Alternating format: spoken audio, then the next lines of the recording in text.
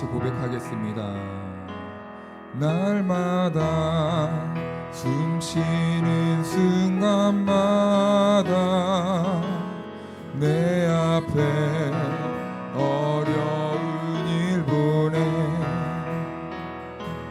주님 앞에 이 몸을 맡길 때 슬픔 내 두려움 한 번 더 날마다 숨쉬는 순간마다 내 앞에 어려운 일 주님 앞에 이 몸을 맡길 때 슬픔 내 두려움 아멘. 주님의 그 자비로운 손길 항상 좋은 것 주시도다.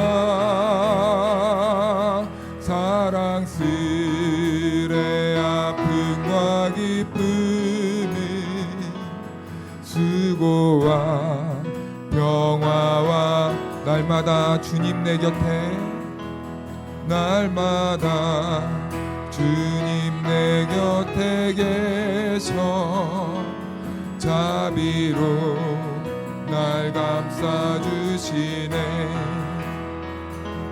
주님 앞에 이 몸을 맡기 힘주시네. 어린 나를 품에 안으시사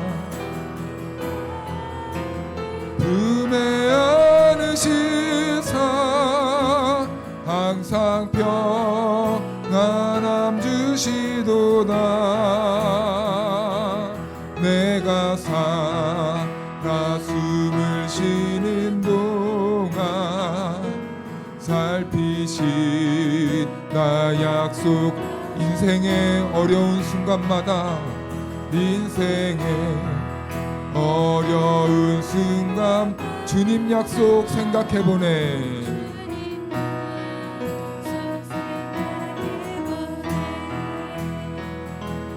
내 맘속에 믿음 잃지 않고 말씀 속에 위로를 얻네. 주님의 내 도우심 바라보며 모든 어려움이 그도다 흘러가는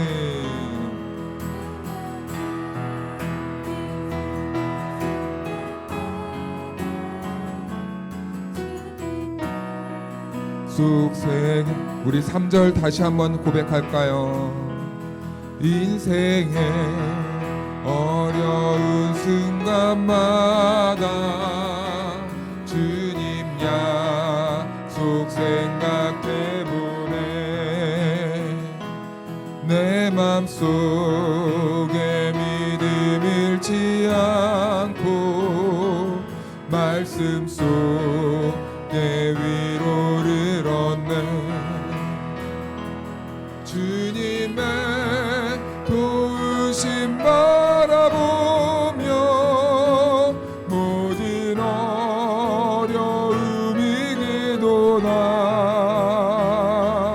흘러가는 순간마다 주님의 그 자비로운 손길 주님의 그 자비로운 항상 좋은 것 주시도다.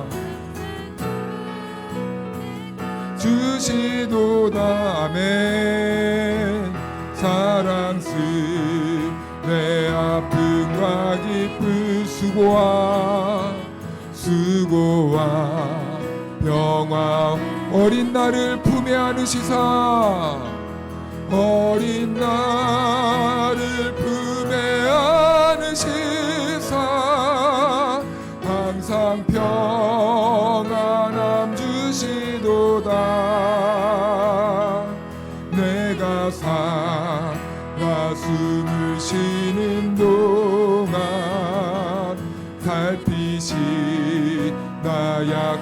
거룩하셨네. 주님의 도우심 바라보며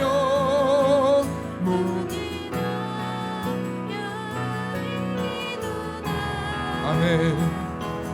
흘러가는 순간순간마다 주의 약속 새겨봅니다. 할렐루야. 주님의 약속 믿고 따라가는 저와 여러분들이 되기를 축복합니다. 우리 다 같이 손뼉 치면서 찬양할까요?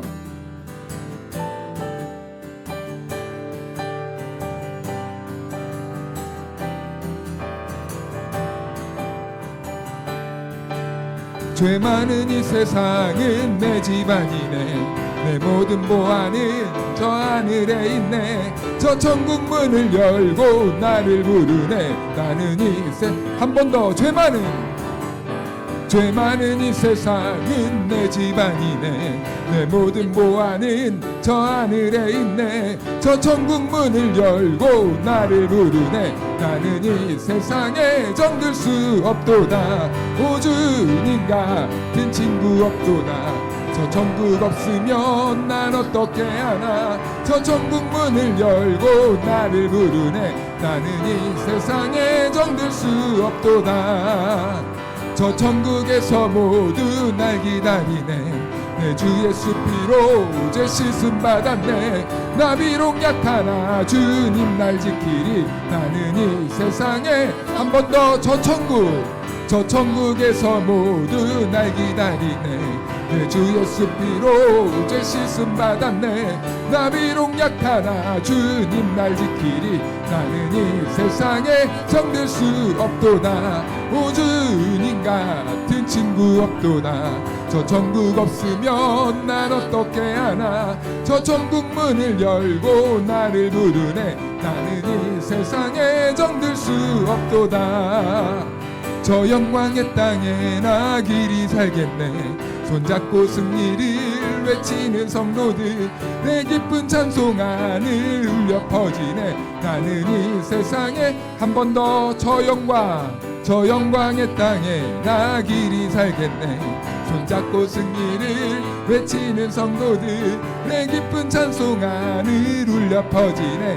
나는 이 세상에 오 주님 같은 친구 없도다. 저 천국 없으면 난 어떻게 하나. 저 천국 문을 열고 나를 부르네. 나는 이 세상 한 번 더 오 주님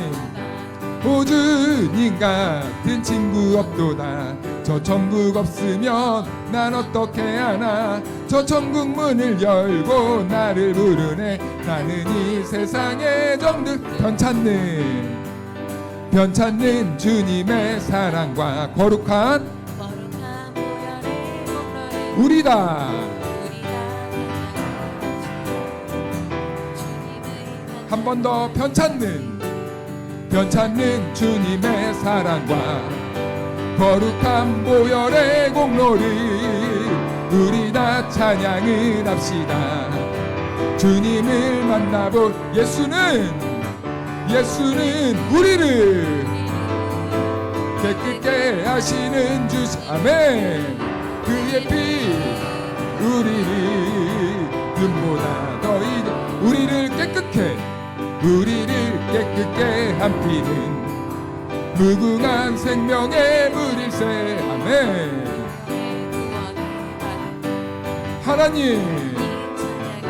예수는 우리를 깨끗게 하시는 주시니. 아멘. 우리를 눈보다 더 이제 주님의 거룩한 보혈을 날마다 입으로 간증해 담대히 싸우며 나가세. 전국에 한 번 더 주님의 거룩한 보혈을 날마다 입으로 간증해 담대히 싸우며 나가세. 전국에 들어 예수는 우리를 깨끗게 하시는 주시니 그의 피 우리를 눈보다 더 이게 십자가 단단히 날마다 아멘. 머리에 면류관 쓰고서 주 앞에 찬양할 예수는 우리를 깨끗게 하시는 주시니 그의 피 우리를 눈보다 더 이게 십자가 단단히 붙잡고 날마다 이기며 나가세. 머리에 면류관 쓰고서 주 앞에 한 번 더 선포합시다. 십자가 단단히 붙잡고 날마다 이기며 나가세. 머리에 면류관 쓰고서 주 앞에 다 같이 예수는 우리를 깨끗게 하시는 주시니 그의 피 눈보다 더 예수는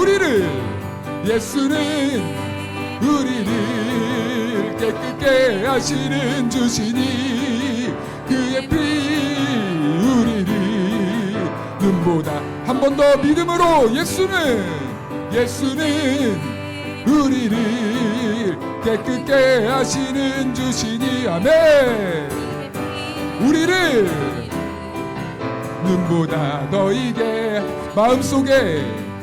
마음속에 근심 있는 사람 주 예수 앞에 다 아뢰어라. 슬픈 마음 있을 때에라도 주 마음속에 근심 있는 사람 주 예수 앞에 다 아뢰어라. 슬픈 마음 있을 때에라도 주 예수 앞에 다 아뢰어라. 주 우리의 친구니 무엇이나 근심하지 말고 주 예수 눈물 나며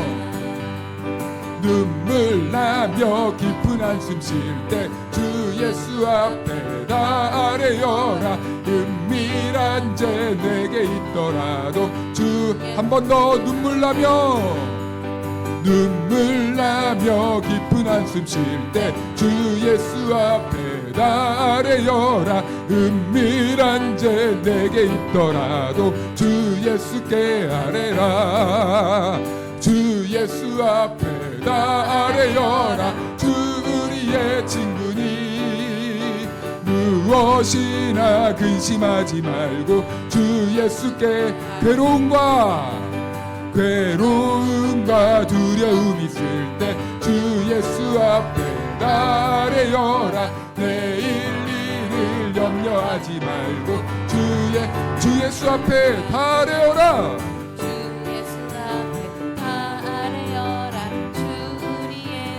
아멘. 무엇이나 근심하지 말고 죽음 앞에 겁을 내는 자여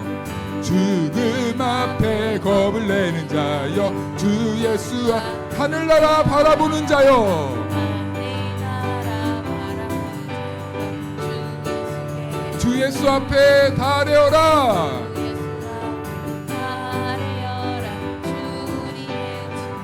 할렐루야.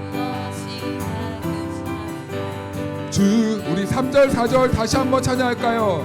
괴로움과 두려움 있을 때 주 예수 앞에 다 아뢰어라. 내일 일을 염려하지. 우리 4절로 고백합니다. 죽음 앞에 겁을 내는 자여 주 예수 앞에 다 아뢰어라. 하늘나라 바라보는 자여 주 예수 앞에 주 우리의 친구니 무엇이나 근심하지 말고 주 예수 앞에 다 아뢰어라. 주 예수 앞에 다 아뢰어라. 주 우리의 친구니 무엇이나 근심하지 말고 주 예수께 아뢰. 주 예수 앞에, 주 예수 앞에 아뢰어라. 주 우리의 친구니. 아멘. 무엇이나 근심하지 말고. 우리 한 번 더 고백합니다. 주 예수 앞에 아뢰어라. 주 예수 앞에 아뢰어라. 주 우리의 친구니. 무엇이나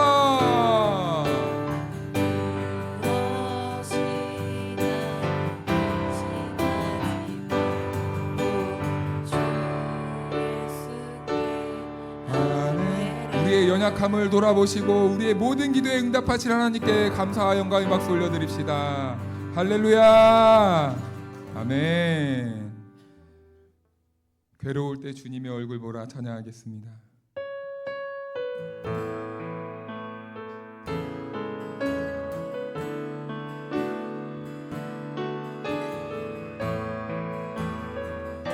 괴로울 때 주님의 얼굴 보라.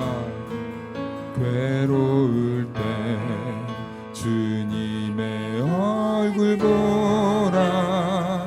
평화의 주님 바라보아라. 세상에서 시달린 친구들아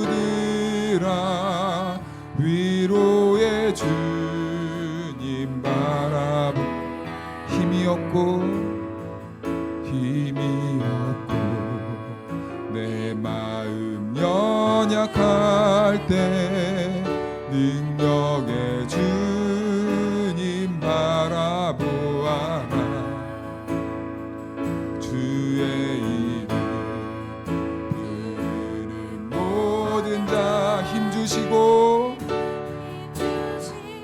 늘 지켜주시리. 눈을 들어 주를 보라.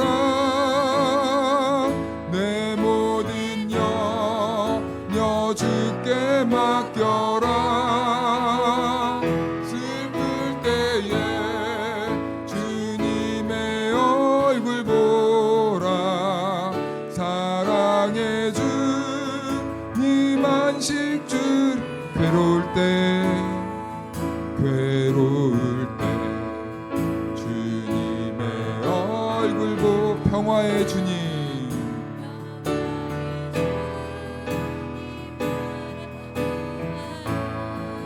세상에서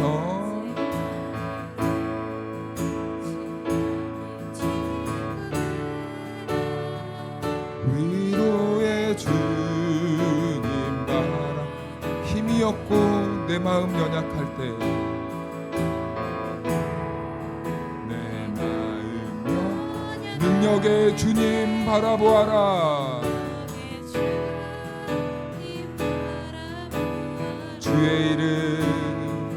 주의 이름 부르는 못 힘주시고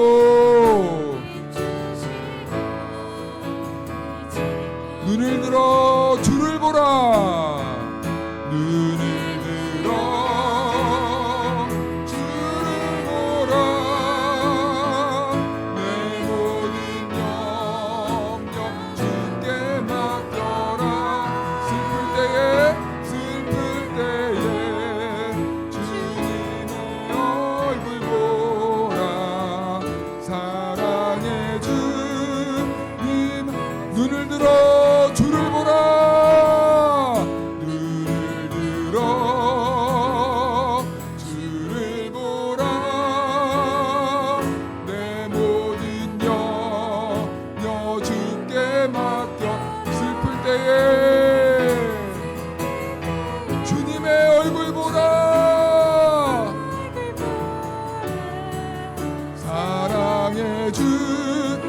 다시 한번 믿음으로 고백합시다. 눈을 들어 주를 보라. 내 모든 염려 주께 맡겨라. 슬플 때에 주님의 얼굴 보라. 우리 이 시간 다 같이 기도하며 나아갈 때 하나님의 은혜를 사모하며 이 저녁 우리에게 주신 하나님의 말씀은 히브리서 5장 1절에서 10절 말씀까지입니다. 대제사장마다 사람 가운데서 택한 자이므로 하나님께 속한 일에 사람을 위하여 예물과 속죄하는 제사를 드리게 하나니,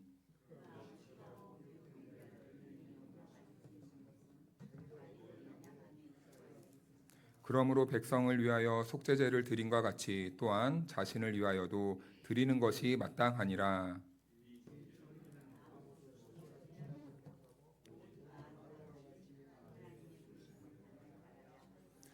또한 이와 같이 그리스도께서 대제사장 되심도 스스로 영광을 취하심이 아니요 오직 말씀하신 이가 그에게 이르시되 너는 내 아들이니 내가 오늘 너를 낳았다 하셨고,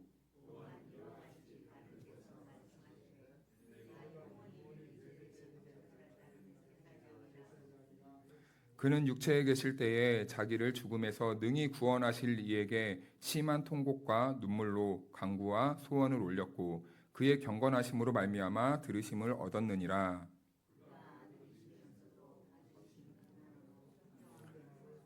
온전하게 되셨은즉 자기에게 순종하는 모든 자에게 영원한 구원의 근원이 되시고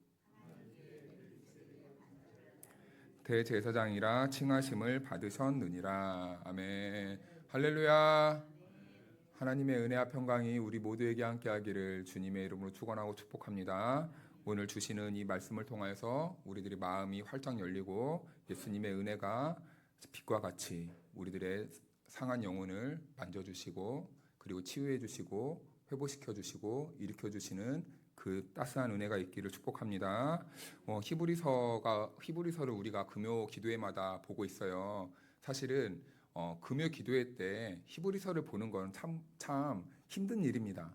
왜냐하면은 히브리서가 그렇게 쉬운 책이 아니거든요. 그래도 이 히브리서만큼 예수님이 누구신가에 대해서 잘 기록해 놓은 책이 또 이 책만큼 없습니다. 그래서 우리가 모여서 함께 기도할 때 예수님이 누구신지를 알아야 그리고 예수님의 그 은혜와 예수님을 우리가 바라보면서 기도할 수 있기 때문에 제가 어려움에도 불구하고 히브리서를 계속 강행을 하고 있어요. 그리고 또 히브리서가 어려운 이유가 하나 있어요. 왜냐하면 신약 성경에 기록되어 있는데 이 히브리서를 기록한 히브리서를 쓴 저자가 말씀드렸다시피 구약의 배경을 굉장히 많이 인용하고 있습니다. 그래서 히브리서를 보고 있는데 우리가 계속 구약의 맥락에서 그리고 구약의 배경에서 계속 이해를 해가야 돼요. 그래야 이 본문이 조금씩 열리게 되고 이래서 이런 말을 하는구나 라는 것을 깨닫게 됩니다. 그런데 오늘 본문도 그래요. 오늘 본문도 우리가 이 본문을 잘 이해하기 위해서는요. 구약에서 무엇이라고 말씀했는지를 먼저 살펴보면서 읽어야 돼요.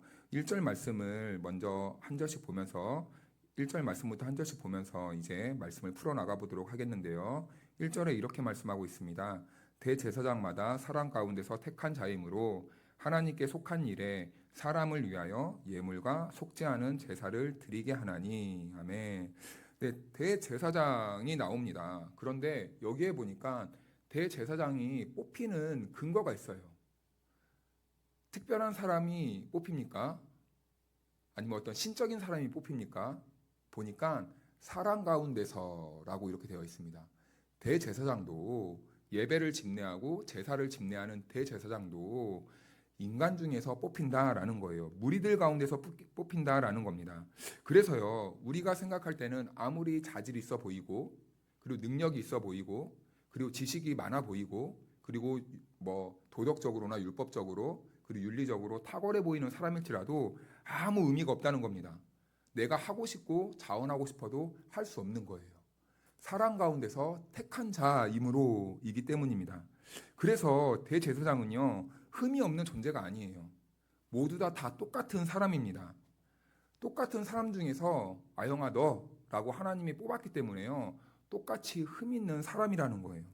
그래서 대제사장은 흠이 있는 사람들 중에서 하나님이 택하셨고 하나님이 택하셨기 때문에 대제사장은 하나님께 선택받은 자로서 그 일을 감당하게 된다라는 의미입니다. 그렇다면 이 하나님께 뽑힌 대제사장은 도대체 무슨 일을 하는가라고 보았더니 하나님께 속한 일을 한다고 해요. 하나님께 속한 일은 무엇인가? 하나님을 섬기는 일을 말하는 겁니다. 그럼 하나님을 섬기는 일은 무엇입니까? 바로 하나님을 예배하는 일을 말하는 겁니다. 제사장이 하나님께 택함 받은 이유는요, 다른 그 어떤 이유가 아니라 백성들에게 예배를 인도하기 위해서, 하나님께 드릴 제사를 드리기 위해서 이 대제사장은 하나님이 택하셨다라는 거예요. 그래서 이 일하는 방법은 구약 성경의 이 오늘 말씀을 빗대어서 보면요, 예물과 속지 않은 제사를 드리는 역할을 합니다. 그러니까 대제사장은 하나님께 택함 받았는데 그 택함 받은 이유는 예물을 드리고 제사를 집례하기 위해서 하나님이 필요에 따라 나를 섬기기 위해 대제사장을 임명했다라는 거예요. 그렇다면 이 일은 누구를 위해서 해야 되는가라고 보니까 당연히 하나님이겠지만 오늘 히브리서 말씀을 보니까 사람을 위하여라고 있습니다. 한마디로 사람을 대표해서, 모든 사람을 대신해서라는 거예요. 그래서 이 대제사장은 어떠한 권위의 자리가 아니라, 어떠한 힘을 가진 자리가 아니라 하나님께서 하나님께 예배를 집례하기 위해 많은 사람을 중에서 대표로 뽑아낸 그 사람에게 이렇게 직함을 주신 게 바로 대제사장이라는 거예요.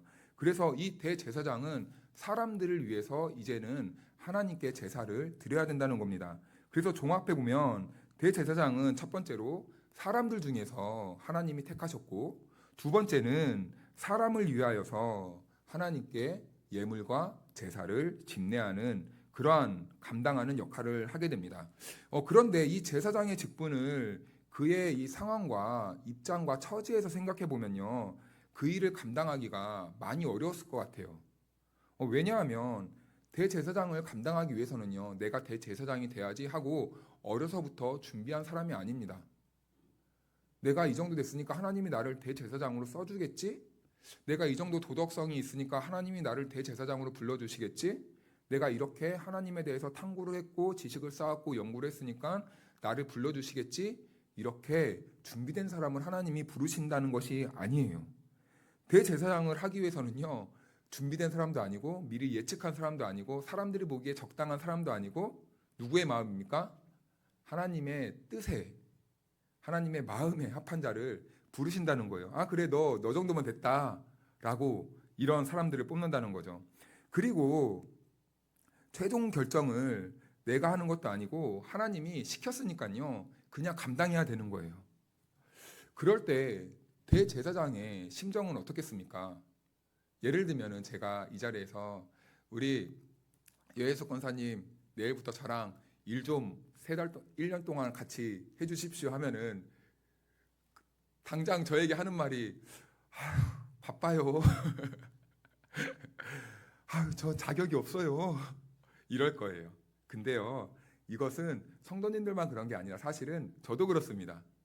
제가 이 설교단에 쓰거나 아니면 예배를 인도할 때 항상 짧은 순간에, 그리고 지금도 마찬가지인데 뭐라고 기도하고 있는지 아십니까? 오늘도 하나님의 손으로 이 죄 많은 이 주의 종의 허물을 덮어주시고 자비로 도와주셔서 이 예배를 부디 끝까지 완주할 수 있게 도와주십시오.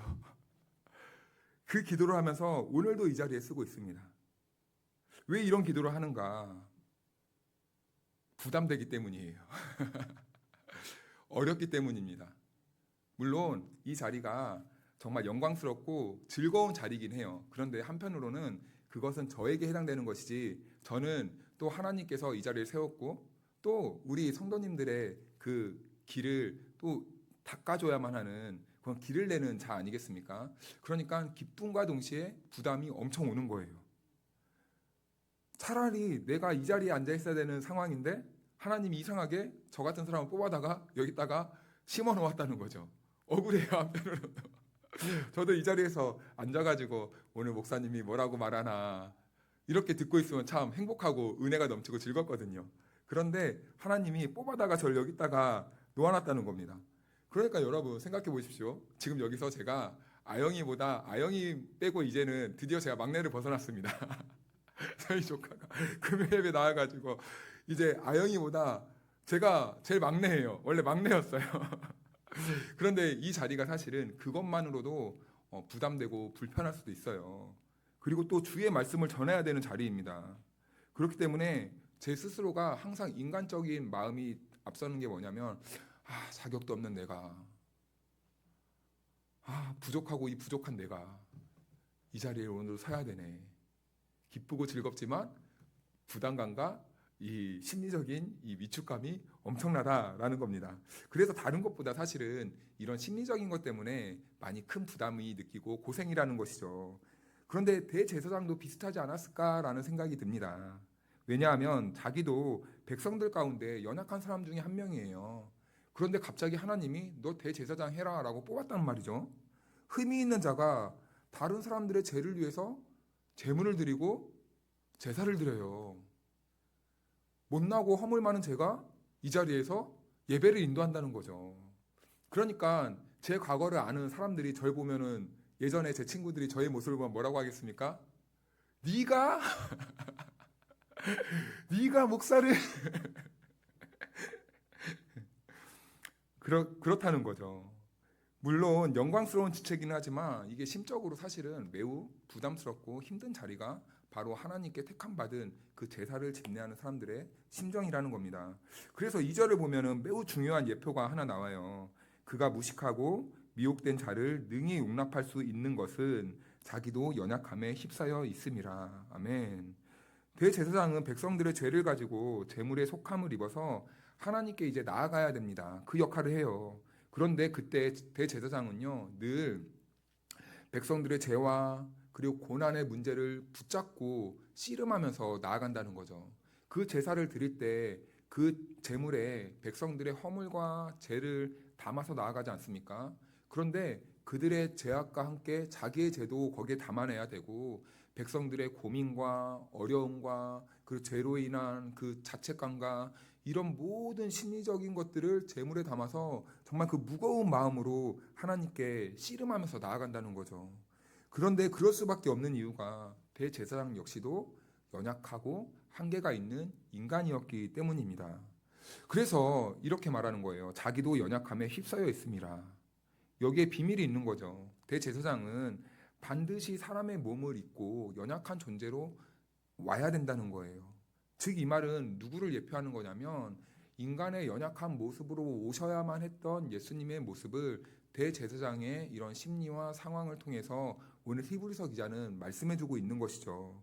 그래서 이 말씀은요, 성육신하셔서 인간의 육신의 몸을 입고 오신 예수님을 예표해주는 그런 구절입니다. 그래서요, 대제사장이라는 사람은요, 어느 날 완벽한 존재로서 하늘에서 뚝 떨어진 존재가 아니라 그 연약한 존재로 와야 돼요. 왜냐하면요, 대제사장은요, 하늘의 일을 맡은 사람들이 아니라 이 땅의 일을 맡은 사람이에요. 이 땅에 연약하고 허물 많고 그리고 죄만 짓는 사람들을 위하여 선택받고 택함받고 부른 사람이라는 거죠. 그런데 예수님께서도 그런 모습으로 오셔야만 했다라는 거예요. 그래서 우리가 지지난주에 예수님을 가르칠 때 대제사장인데 어떤 대제사장이라고 했습니까? 큰 대제사장. 그 대제사장으로 오셨다는 거예요. 그 중에서도 인간의 고난과 연약함과 그리고 완악함과 미련함과 죄의 문제를 다루기 위해서 제사장으로 오셨다는 겁니다. 그런데요, 이 대제사장, 구약의 대제사장은 그 연약함을 다루는데 자기 자신도 포함되어 있는 거예요. 그래서요, 이 대제사장은 하나님께 맡긴 직책을 감당하면서 동시에 백성들의 연약함과 그리고 그들의 삶의 사연들과 그리고 그들의 거짓들도 봐요. 죄를 전가할 때 고해성사를 하잖아요. 제가 이런 죄를 지었습니다. 우리 집 사는 옆집 철수 엄마가 오늘 남의 것을 훔쳤구나. 그것을 마음에 담고 가는 거예요. 그리고 그들의 이 위선적인 모습, 이 사람 참 윤리적이고 도덕적이고 인품이 좋아 보였는데 이 재물을 끌고 와서 죄를 고백하는데 이 사람은 겉과 속이 다르구나. 얼마나 그 마음이 무겁겠습니까? 그리고 재물을 가져오면서 눈물을 그렁그렁 맺으면서 오는 그 나약하고 연약한 그 속상한 그 성도들도 보는 거예요. 아, 이런 사람도 있구나. 마음이 아픈 거죠. 그리고 그들의 한계가 무엇인지 다 알고 있어요. 그런데 이것을 어디에도 누설하지도 못합니다. 말하지도 못해요. 그리고 자기 자신을 보는 것 같아요. 아, 맞아. 나도 그런데. 그래서 이 모습은요, 예수님이 이 땅에 인간의 모습으로만 오셔야만 했던 그 이유를 보여주고 있는 거예요. 왜냐하면 우리 예수님께서 이 땅에 오신 이유가 무엇이었습니까? 우리를 동정해 주시기 위해. 이 동정은 우리의 마음을 공감해 주시면서 동시에 우리의 연약함을 아시고 우리의 연약함을 하나님 나라의 능력으로 온전하게 치유해 주시기 위해, 십자가로 회복해 시켜주기 위해 우리 예수님께서 그렇게 오셨다라는 거죠. 그래서 우리 본문 3절 말씀을 다 같이 한번 읽어볼까요? 시작. 그러므로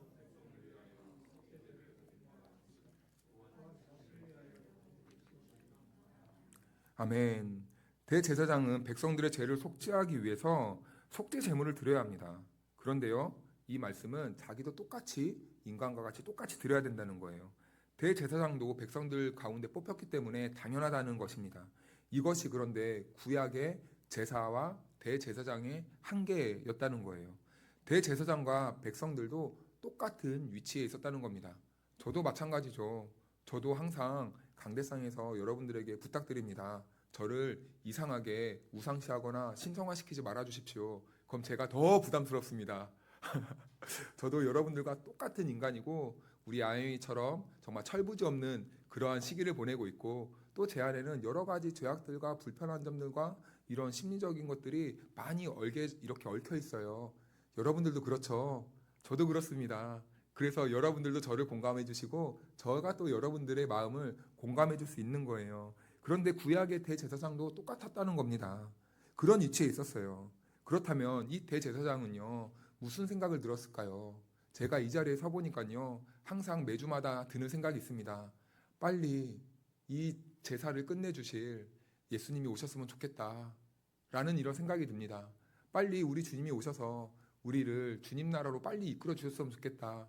한 주 한 주가 그런 기대와 소망으로 살아가고 있는 거예요. 그런데 대제사장도 그러지 않았을까라는 감히 그런 생각을 해봅니다. 이 제사를 집례하면서 이 한계에 있는 제사를 끝내주실 그 메시아는 언제 오시는가? 우리의 제사를 완전해 주실 그 메시아는 언제 오시는가라고 이렇게 소망을 하게 되는 거죠. 이것은 꼭 우리들에게 율법을 주신 그 의도와 같지 않습니까?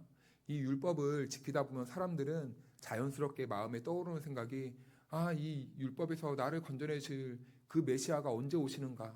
빨리 메시아가 오셨으면 좋겠다 라고 소망하듯이 이 제사 역시도 마찬가지였다는 겁니다. 그래서 구약의 모든 제사의 행위는 사실상 큰 대제사장이신 예수님이 이 땅에 오셔야만 한다는 것을 예표해주고 있는 거예요. 그래서 우리 4절 말씀을 다 같이 한번 읽어볼까요? 시작. 이 종기는 아무도 스스로 취하지 못하고 오직 아론과 같이 하나님의 부르심을 받은 자라야 할 것이니라. 아멘. 여기에 종기라는 단어가 나옵니다. 이 말은요, 대제사장의 직무 자체를 말하고 있는 겁니다. 그런데 이 직무는요, 누구나 할 수 없고 하고 싶어도 할 수 없는 거라고 말씀드렸어요. 이것은요, 하나님이 선택한 자라야만 감당할 수 있는 것이에요. 그래서 5절은 이렇게 말씀하거든요. 또한 이와 같이 그리스도께서 대제사장 되심도 스스로 영광을 취하심이 아니요 오직 말씀하신 이가 그에게 이르시되 너는 내 아들이니 내가 오늘 너를 낳았다 하셨고. 아멘. 여기에서 놀라운 사실 하나가 발견됩니다. 예수님도요, 스스로 나서고 싶었으나 나서지 못했다는 거예요. 예수님 정도 되시면 하나님과 동등된 위치에 있고 하나님의 아들이시고 하나님 그 자체이시기 때문에 하나님, 제가 이 타락한 인간들을 위해 제가 가서 역할을 감당하고 오겠습니다 라고 나설 수도 있었지만 예수님도 그러지 못했다는 겁니다. 예수님께서도 수동적으로 움직이셨대요. 하나님이 불러다가 네가 가라 라고 해서 오셨다라는 겁니다. 예수님 정도면은 스스로 행동할 수 있었는데 왜 이렇게 수동적으로 행동을 하셔야만 했을까요? 왜냐하면요, 예수님은요, 연약하고 한계 있는 인간의 모습으로 오셔야만 했기 때문입니다. 하나님의 형상, 하나님의 능력, 하나님의 그 본체로 오시는 분이 아니라 우리 인간들처럼 인간의 모습으로 오셔야만 했기 때문에 예수님도 하나님의 말씀에 순종을 하셔야만 했다라는 거예요. 그래서 예수님마저도 하나님의 택하심 속에서 인간 땅에 보내심을 받았다는 겁니다. 그래서 예수님마저도 구약의 대제사장들과 똑같이 임명을 받는 과정을 거쳐서 오셨다라는 것을 이렇게 설명하고 있어요. 그리고 오늘 이 본문에 보니까 너는 내 아들이라 오늘 내가 너를 낳았다 이렇게 말씀합니다. 이 말씀은 시편 2편 7절 말씀의 그 구절을 히브리서 기자가 인용한 말씀이거든요. 우리 시편 말씀을 다 같이 한번 밑에 같이 읽어볼까요? 시작. 내가 여호와의 명령을 전하노라. 여호와께서 내게 이르시되 너는 내 아들이라 오늘 내가 너를 낳았도다. 아멘.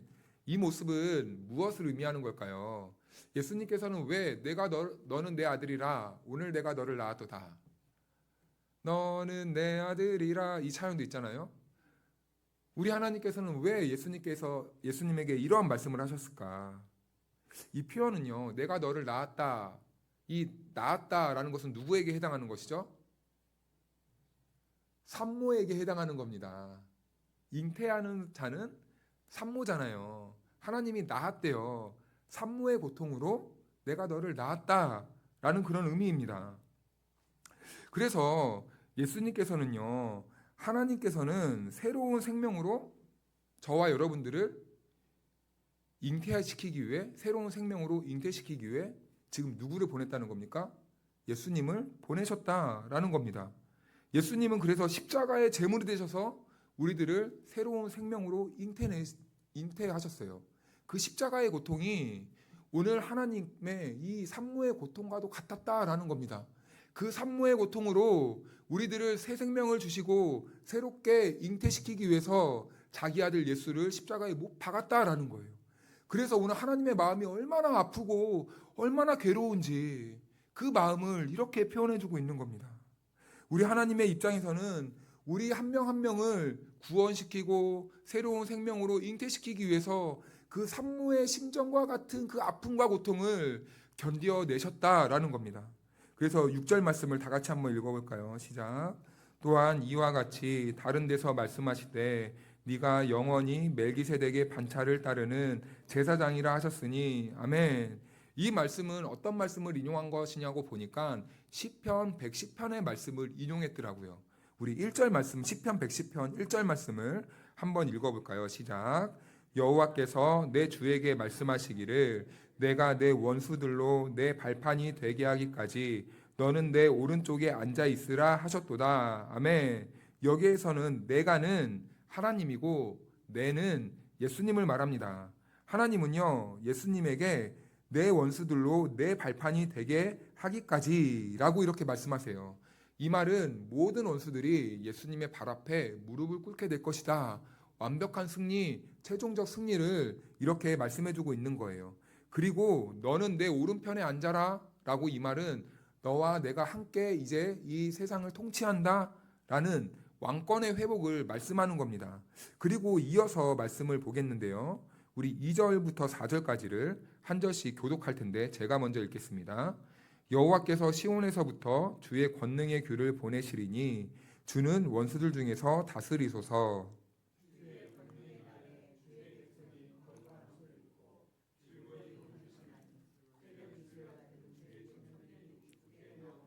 다 같이 읽겠습니다. 여호와는 맹세하고 변하지 아니하시리라 이르시기를 너는 멜기세덱의 서열을 따라 영원한 제사장이라 하셨도다. 아멘. 4절 말씀을 보니까 오늘 히브리서의 본문 말씀이 연상되네요. 너는 멜기세덱의 서열을 따라 영원한 제사장이라 하셨도다. 이렇게 말씀하십니다. 왕권이 회복되기 위해서는요, 하나님께서 예수님에게 거쳐야 되는 그 과정이 있다라고 이렇게 말씀해 주시는 거예요. 그것은요, 바로 멜기세덱의 서열에 따라 영원한 제사장 직분을 감당해야 된다는 겁니다. 다시 말해서 예수님께서 하나님의 보좌 우편에 앉으셔서 그 왕권을 오롯이 회복하기 위해서는 예수님께서 이 땅에 성육신하셔서 대제사장, 영원한 대제사장의 그 직무를 감당하셔야지만 다시 부활하시고 하나님 우편에 앉으실 수 있다라는 것을 이렇게 말씀해 주시고 있는 거죠.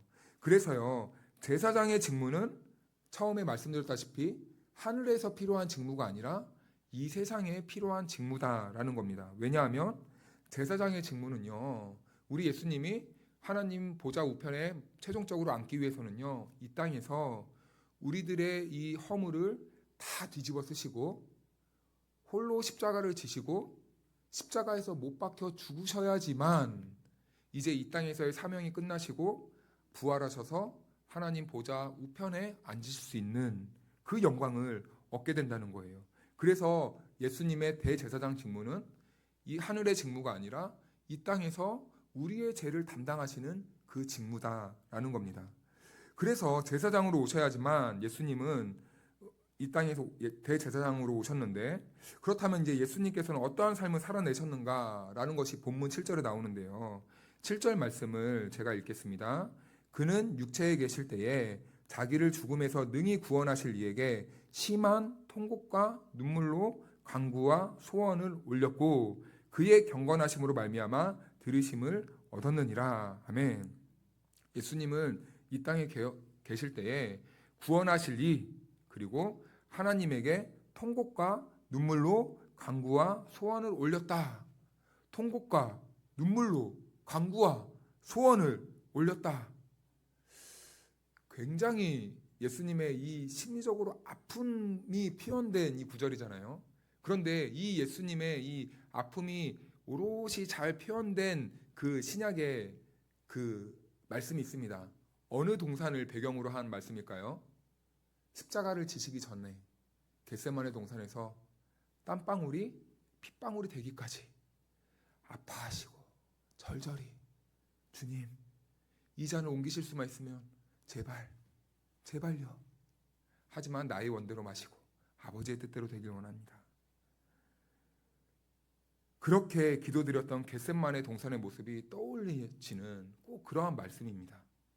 그런데 우리는 예수님의 고난을 생각할 때요, 꼭 이 십자가 위에서 당한 수치, 그리고 조롱, 그리고 매맞음, 이 못박힘, 이 육체적, 심리적, 정신적인 충격의 고난만을 생각할 때가 있어요. 그런데요, 예수님은요, 고난을 당하셨는데요, 십자가에서만 당하신 것이 아니라 우리 예수님의 인생을 가만히 보니까 모든 전 인생을 통해서 예수님은 고난을 당하셨더라고요. 그런데 예수님은요, 이 세상에 오는 것 자체만으로도 사실은 고난이었다라는 겁니다. 예수님은요, 본래는 하나님의 아들이셨잖아요.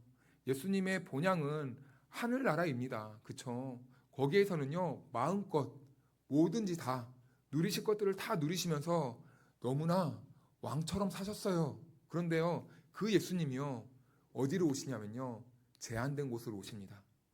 시간적으로, 육체적으로, 그리고 모든 것들이 다 제한된 이 시공간 속으로, 역사 속으로 오시는 거예요. 그래서 예수님은 이 땅에 오시는데 제한된 곳으로 오시기 때문에 올 때부터요, 완벽한 신적인 모습으로 오신 게 아니라요, 참 힘든 모습으로 옵니다. 아기의 모습으로 출생을 하는 거예요. 그런데 그 아기가 어디서 태어납니까? 마구간에 태어나는 거예요. 마구간에 놓이는데 어디에 놓이게 됩니까? 말 밥통에 예수님이 당기는 거죠. 오셔도 좀 좋은 데 오시지. 말 밥통이 뭡니까? 이것은 무엇을 말합니까? 우리 예수님이 그만큼 처절하게 낮은 곳으로 오셨다는 거예요. 세상에 어떤 부모가 자기 자식을 아무리 가난해도 말 밥통에 누인단 말입니까? 그런데 우리 주님은 그렇게 인간으로서는 가장 낮은 곳으로 이 땅에 오셨다는 겁니다. 그거 자체가 우리 예수님은요, 고난의 시작이었던 거예요. 우리 자녀들이 부잣집에서 태어나면 좀 좋을 텐데 가난한 집에서 태어나면요, 부모의 마음은 어떻습니까? 그것 자체가 고난인 거예요.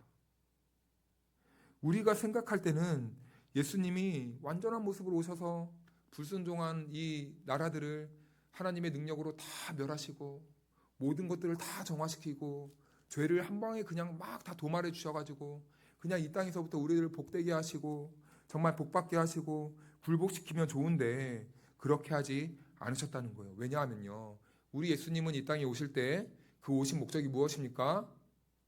우리의 죄를 담당하시고 우리를 하나님 나라에 들어가지 못하게 하는 그 죄를 완전히 소멸시켜주기 위해 이 땅에 오셨기 때문이죠. 그래서 8절을 한번 볼까요? 8절을 같이 읽겠습니다. 시작. 그가 아들이면서도 받으신 고난으로 순종함을 배워서, 아멘. 고난으로 순종을 배우셨다고 합니다. 여기에서 보통 우리가 눈이 가는 단어는 순종이라는 단어일 텐데요. 그런데 그보다 사실은 더 중요한 말은 배워서입니다. 예수님이요, 순종을 배웠대요. 예수님은 다 아실 텐데 무슨 순종을 배우셨단 말입니까? 예수님은 고난받을 필요가 없었지만 제한된 육체의 몸으로 오셔서 인간의 몸으로 인간이 당해야 하는 끝없는 욕망과 시련과 고난을요 다 겪으셨는데 아기 때부터 겪으셨다는 거예요. 우리도 이런 경험을 할 때가 있습니다. 그리스도인으로서 세상에서 살아간다는 것은 참 어렵죠. 우리는 예수님을 따르는, 예수를 믿고 예수님의 제자된 그리스도인이잖아요. 그런데요, 예수님을 모르는 세상 사람들과 함께 살아갈 때 우리는 그 안에서 어떻습니까? 그것 자체로가 고난이에요. 말도 안 통해요. 내 영혼이 말라 비틀어지는 것 같습니다. 이상해요. 같이 못 어울리겠어요. 그래서 우리는 갈등을 일으킵니다. 그래서 거기에 동화돼서 살면요, 이제 그런가 보다 하고 살지만 그럼에도 불구하고 그리스도인이라는 정체성으로 살아가려고 하면요, 매우 우리는 그 순간순간이 심리적으로나 육체적으로나 삶의 방향으로나 고난 그 자체라는 거예요. 즐거울 수가 없습니다. 우리는 그 안에서 계속 참아야 돼요. 인내해야 돼요. 버텨야 돼요. 그러한 덕목들이 우리들에게 요구가 된다는 것입니다. 이렇듯이 예수님께서는요, 하나님 나라에서 하나님께 온전한 순종을 하시다가 이 죄 많은 불순종의 땅, 이 세상에 오는 것 자체로가 예수님께서는요, 그것 자체로가 고난이셨다는 겁니다. 그래서 예수님은요, 그런 고난이 올 때마다요, 어떻게 하셨는가? 순종을, 하나님을 향한 순종을 배웠다라는 겁니다. 그런데 이것은요, 누구를 위한 배움이었습니까? 우리. 아, 얘네들이 이래서 불순종하는구나. 아, 이래서 하나님을 찾는구나. 아, 이래서 기도를 하는구나. 아, 이러니까 하나님의 도움이 필요하구나. 라는 것을 다 체득하셨다는 겁니다. 그래서요, 예수님은요, 예수님의 십자가는 우리의 모든 어려움과 그리고 인간의 모든 절망과 비참함, 그리고 우리가 괴로움 가운데 있을 때 그 모든 괴로움 가운데서도 구원해 주실 수 있는 그런 구원자가 되실 수 있었다는 겁니다. 그래서 우리의 구원은요, 첫 번째는 예수님께서는요, 십자가에서 이미 모든 원수를 다 무찌르셨습니다. 그리고 두 번째는요, 우리는 그럼에도 불구하고 구원이 완성될 때까지 현재 구원을 위해서 걸어가요. 그리고 세 번째는요, 최종적인 그 하나님의 그 날에 우리의 구원은 완전히 이루어질 것입니다. 그래서 우리는요, 이 세상에서 그 완성될 나라를 바라보면서 구원을 향해서 걸어가는 그런 과정 중, 그 노정 중에 있는 것이죠. 현재요, 히브리 사람들이요, 그런 과정 중에 있습니다. 고난 중에 있습니다. 세상으로부터요, 로마로부터요, 박해를 받고 있는 상황이에요. 믿음이요, 세상으로부터 휩쓸려가게 생겼습니다. 원해서 그런 게 아닙니다. 세상의 박해는 그들을요, 고난과 죽음으로 몰아가고 있었어요. 그런데요, 그때 하나님이 히브리서를 기록한 이 저자를 통해서 그들에게 메시지를 주고 있는 거예요. 시편 말씀을 기억하시면서 최종적인 보좌에 앉으신 그 그리스도를 그림으로 떠올리게 하신 겁니다. 그 어려운 상황에서 하나님께서는 이 히브리서 저자를 통해서 그들에게 시편 메시지를 통해 예수가 지금 내 우편에 있다라는 것을 보여주신 거예요. 그러면서 그 말씀을 들은 성도들은 그 어려운 상황 속에서 무엇이 조금씩 회복되느냐, 하나님 나라에 대한 그 그리움, 소망이 다시 회복되게 되는 겁니다. 그래서요, 히브리서 기자는 예수님의 그 고난과 순종의 배움은 우리의 구원의 근거가 되신다고 말씀하시거든요. 그 말씀이 9절에 있는데요. 우리 다 같이 한번 읽어볼까요? 시작. 온전하게 되셨은즉 자기에게 순종하는 모든 자에게 영원한 구원의 근원이 되시고. 아멘. 이 말은 무엇이냐면 그분이 이 믿음의 창시자, 그리고 이 믿음을 온전하게 하시고 그 믿음을 견인하시는 분이라는 것을 말씀해주고 있는 겁니다. 이 이야기를 같은 성경 12장에서는 이렇게 말씀하거든요. 한 절씩 교독하겠습니다. 1절, 2절이요. 이러므로 우리에게 구름같이 둘러싼 허다한 증인들이 있으니 모든 무거운 것과 얽매이기 쉬운 죄를 벗어버리고 인내로써 우리 앞에 당한 경주를 하며.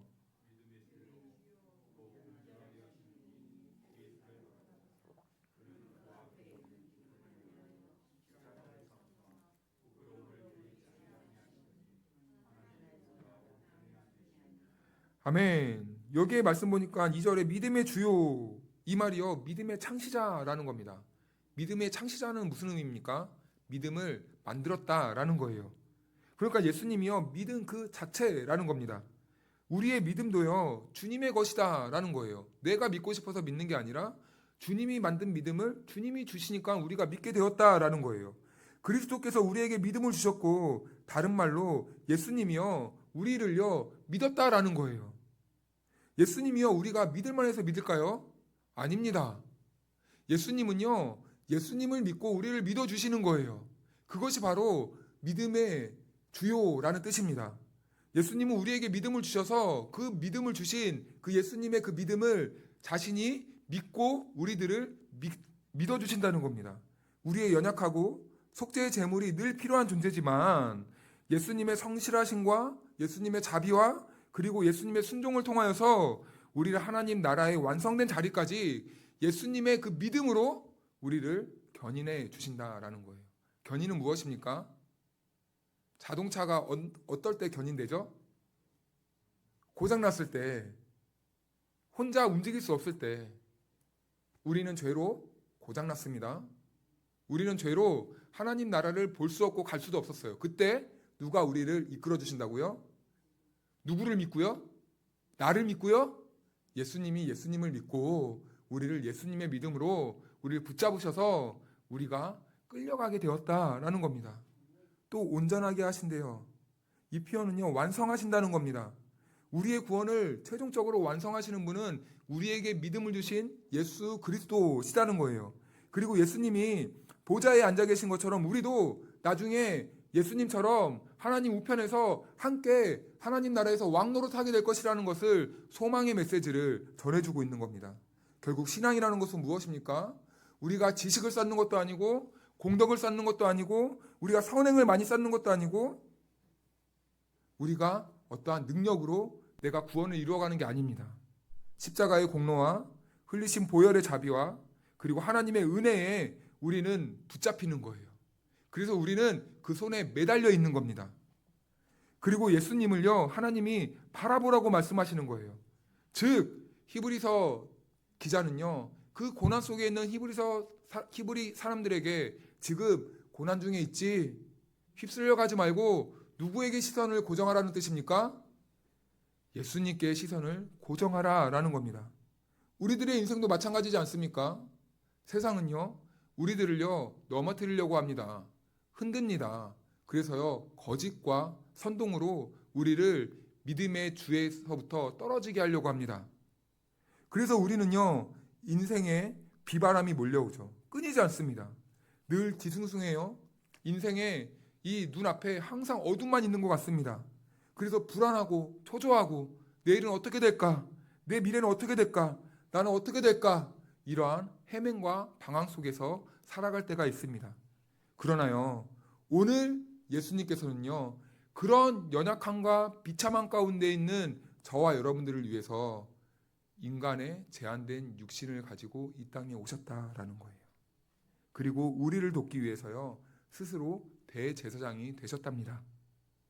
그리고 죽음까지도 순종하셨다고 합니다. 그래서 우리는 나는 공로가 없지만, 나는 능력이 없지만 이 땅에 대제사장으로 오신 그 예수 그리스도를 바라볼 수 있는 믿음을 주셨기 때문에 이제는 그 믿음으로 우리는 예수님만 바라보면서 하루하루를 버티고 인내하고 믿음으로 한 걸음 한 걸음씩 나아갈 수 있게 되는 거예요. 사랑하는 여러분, 오늘 하나님께서는 저와 여러분들을 이 자리로 불러주셨습니다.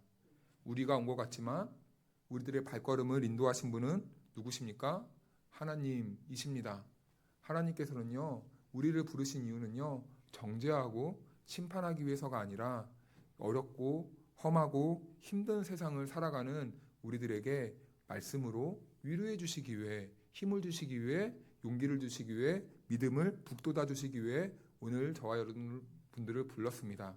잠시 세상에서 속해 살아가다가 이 믿음이 잠깐 먼지에 세상의 때로 가려져 있으셨습니까? 그렇다면 오늘 이 시간 주님께서는 저와 여러분들이 그런 세상에서 살아갈 동안에 앞이 어두운 저와 여러분들에게 잠시 주님께로 다시 얼굴을 들고 그 주님이 주신 믿음 안으로 들어오라고 말씀하십니다. 오늘 이 저녁 우리들의 모습을 한번 돌아보시고 죄에 휩쓸려왔던 나의 모습과 믿음을 외면하고 하나님의 뜻이 아닌 내 원대로 살아왔고 내 생각대로 살아왔고 내 뜻대로 살아왔고 내 혈기대로 살아왔고 내 의지대로 살아왔고 내 판단대로 살아왔고 내 논리대로 살아왔던 모든 삶의 방식들을 십자가 앞에 내려놓으시고 다시 한번 우리의 믿음을 완성하신 예수 그리스도를 바라보면서 회복되는 은혜의 시간이 되기를 주님의 이름으로 축원하고 축복합니다. 우리 같이 찬양하고 기도의 자리로 나아가겠습니다.